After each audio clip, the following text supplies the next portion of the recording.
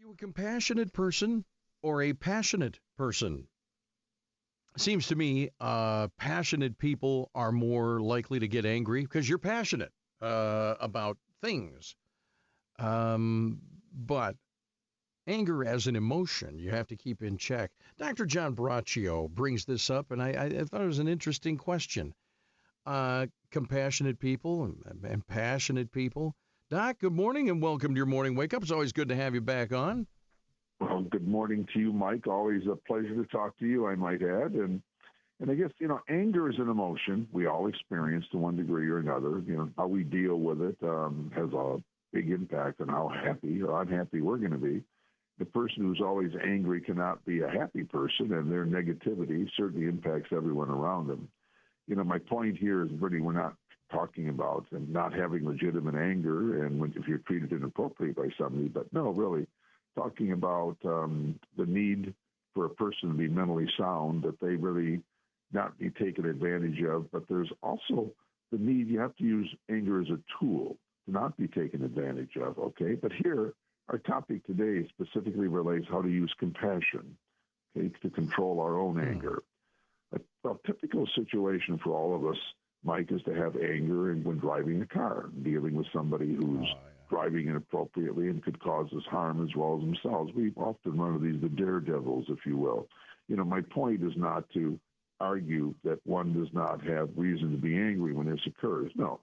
To the contrary, someone driving dangerously around us, it really is inappropriate, and it's something we do want to be concerned about. But the point is, for us to become raging mad at ourselves and become yelling in the car, well, that really certainly is not a way to help yourself, and certainly will not impact the person who's driving inappropriately. I know you've never done that, Mike. Never. Go ahead. No, never. I am so even-keeled, Doc. Right. You also will make anyone in the car with you upset by this anger. So first thing to realize, there's really nothing you can do about this, okay, the person doing this. And compassionately, you think about it, well, maybe the person's late, maybe they're just having a bad day, whatever it might be. But, you don't overlook the behavior. But, with compassion, you can help us understand why someone would be driving this way. And I think another one, and a very typical one, is when we're in a restaurant and we feel we're being ignored or treated, not appropriately by a waiter or waitress. A compassionate way to look at this is that the waiter or waitress might be overly busy, they might be having a bad day themselves, or actually might not be that efficient, okay? But I guess the thing for us to be thinking is it's a time we can try to be happy if we're someone else, that we're spending time with them, or just even have a little time to focus on, what maybe is on our mind, rather than just focusing at where's that person, what are they doing, why are they taking so much time? This makes you more compassionate, more understanding, and can help you deal with the anger that might be coming out from their service. So now the point here, you don't ignore or defend things that are really inappropriate, but you have to realize people also can be having a bad day. They may be overwhelmed by life, and their fuse is short, and this can lead to inappropriate anger. So when you show compassion about this and looking for a reason why the person might be having a bad day, can lead to you being less angry, because the main thing is you don't want to be angry yourself. And so you try to find a way that you can understand why a person might be inappropriately angry or doing something that can make you angry, okay? And another way that compassion can be helpful is to recognize that there's a lot of pressure on people in this age we're living in. This is a stressful time. This can lead to inappropriate anger. So again, I'm not trying to defend inappropriate anger, but just indicating the more we can try to understand why a person is angry, why they're behaving the way they are, this can help soften the impact on our own anger when dealing with these angry people around us. Now, again, I always want to emphasize, because when I talk to people, they say, well, I am mad, and I have every reason to be mad. And I'm saying, well, I'm not saying you don't. On the other hand, sometimes if you can try to see why is the person in a bad mood, why is this going on, why aren't they offering us the service that we want, it can make us more understanding. So the bottom line in all of this is that when you use compassion and understanding with the anger of another person, and with your own anger, I might add, the odds are you're going to have a much more peaceful life, and those around you will predictably much more enjoy being around you. So you just try to control anger. You try to be compassionate. You try to understand why others may have anger. And overall, you just have more control over yourself, because really, no one really likes an angry person, Mike. There you They go. drive themselves and everyone else around them crazy. It's really true. The word self-control can be hollow when someone's going through anger and that. And I've early on in my 20s, I used to be a firecracker, right? You learn some hard lessons. So yes, I did. And though, I'll tell you what, and this is years ago in Illinois, I did. I sought out a guy like you. I was a family therapist, and that it was suggested to me because my dad had some of this stuff. But, you know, World War II guy in the bar, you end up fighting, right? Sure. So so here's what I didn't come up with. This is what I had to learn because I didn't learn it by watching my own father, who was a fantastic guy. Don't get me wrong, but and this was a simple sentence, Doc, and I know it'll resonate with you. When you lose it because you felt wronged by someone else, or they got mad at you, or whatever, they are controlling you. You're letting them control you. You're letting everyone else's actions determine how you react.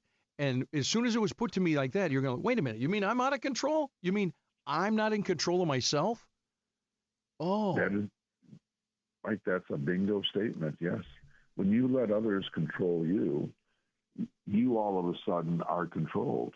And then your life becomes far worse. You're absolutely right. Now, again, we're not talking about ignoring bad behavior, but there are a lot of things, one, we can let go, or just understand maybe why the person's that way. That doesn't excuse them, but at least it's an understanding. But you're right. I mean, when you want to be in control of yourself, you want to define yourself.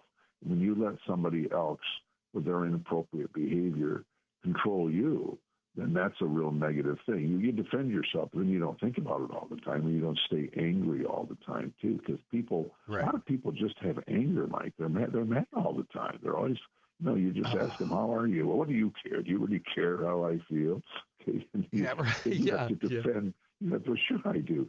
Sure, you may be a nut and a crazy nut today, but anyway, sure I like you sometimes. So I guess, it's just compassion, tolerance, and again, not being run over and taken advantage. But these are really key things to make yourself happy, because, angry people, my goodness, they get themselves into all kinds of problems and relationships. And in my work, you periodically run into people. The courts send people for anger management because they've said and done things that then they really just, they realize eventually, particularly when problems occur, that this isn't working. But now that I just said that, there are some people that never seem to learn. So, but your goal is don't let someone else's toxicity, don't allow them to control your moods. And you want to control your anger. You want to be as reasonable as you can, and you just want to be singing with a song in my heart rather than I want to put a dagger in your heart. I mean,